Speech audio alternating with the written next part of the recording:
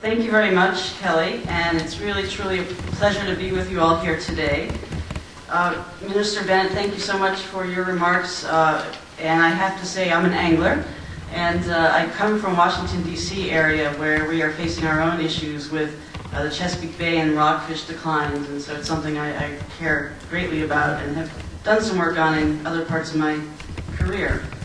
The UN Environment Program, it's headquartered in Nairobi, and we are the leading authority on the environment within the United Nations system. We have 6 regional offices, and I'm the director of the North American office, which is located in Washington, and we cover issues regarding both Canada and the United States, with Mexico part of our Latin American and Caribbean office. So it's really a pleasure to be here with you for this North American discussion. We do lots of work on sustainable tourism, and some of you heard my remarks earlier today on the global criteria for sustainable tourism. We do a lot of work in developing countries with capacity building, and the lead for that work is out of our Paris office called Division on Technology, Industry, and Environment. So I am here to present to you one of those projects. It's kind of a fun project called our Green Passport.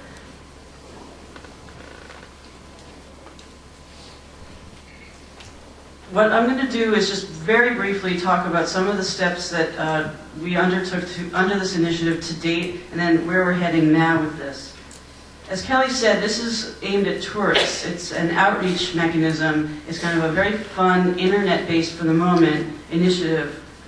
A couple of milestones. We had a formal launch in Berlin this year in March 2008, and we have launched a pilot project in Brazil to do some ground truthing of the outreach mechanism, and then we're working forward to expand this initiative in a number of ways that I'll describe.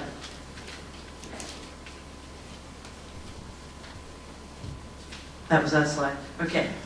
So the first thing that we've done is this very fun web-based tool, and I sort of hesitated whether to do the PowerPoint this way or to actually go on the internet, but I really encourage you to go on the internet and play around with it, because it's a lot of fun. It's meant to be fun, and you basically click on a tab and you scroll your way through the passport, and then there's all this data that gets uploaded onto it. It was developed with many partners, including NOAA. I actually got the National Oceanic and Atmospheric Administration of the U.S. to help me out on some of the wildlife viewing guidelines, and definitely other partners in North America. What it's intended to do is really be a sort of start-to-finish tool for tourists about planning the trip, choices while you're there, and a lot of other related areas. One thing we need to do now is we need to link the global sustainable tourism criteria into the passport. They're not in there yet, and they will be soon.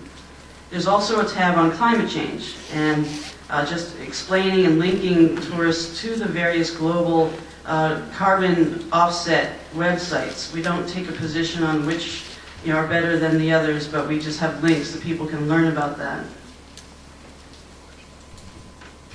I mentioned we have a pilot project happening in Brazil with the Brazilian Ministry of Tourism and the Ministry of Environment to try to first develop additional materials that are destination specific, taking the passport and then really tailoring it to the location.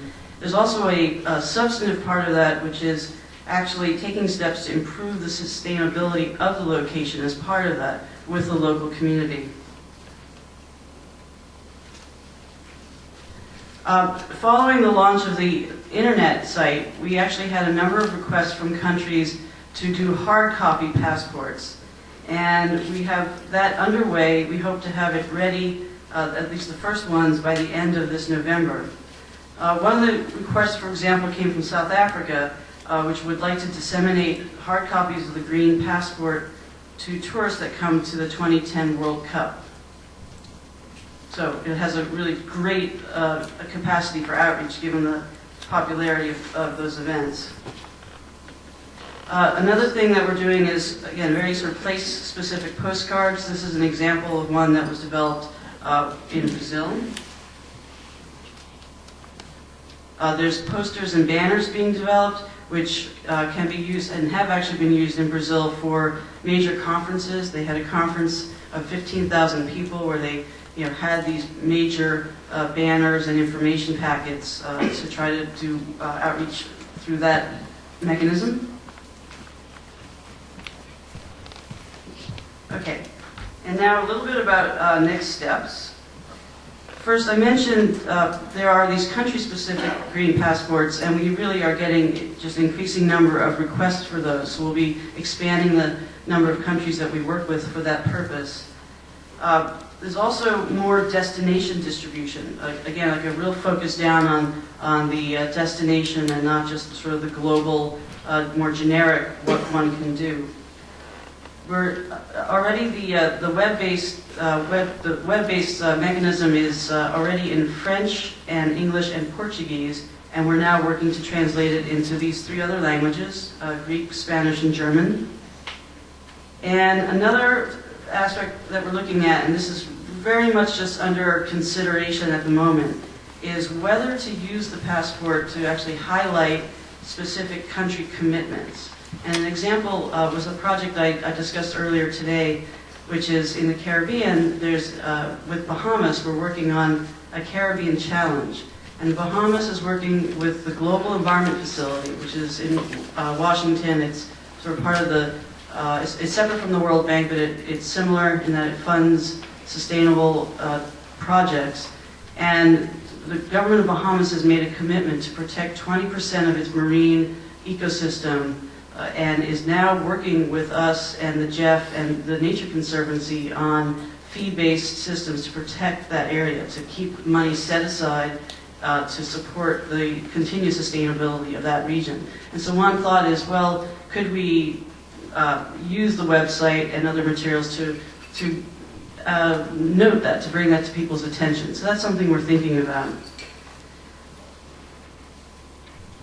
I am giving you the contact of our expert on this particular passport project, which is Helena, who's in Paris.